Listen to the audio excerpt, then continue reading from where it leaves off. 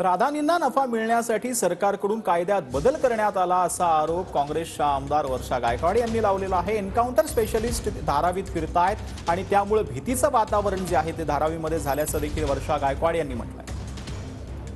त्यामध्ये मनमानी बदल करून झालेले सन्माननीय अध्यक्ष महोदय, आर्थिक सवलतीमध्ये बदल करण्यात झालेले, जेणेकरून अदानींना जास्तीत जास्त नफा मिळेल यासाठी या राज्य सरकारकडून हा प्रयत्न चालला असा माझा आरोप आहे। विविध सरकारी संस्था आणि निवृत्त पोलीस अधिकारी एन्काउंटर स्पेशलिस्ट संघमिताने भीतीचा आणि तणावाचा, मी परवा सुद्धा असेंब्लीत सांगितलं सन्माननीय अध्यक्ष महोदय, आमच्याकडे एन्काउंटर स्पेशलिस्ट फिरतात, गुंडे फिरतायत।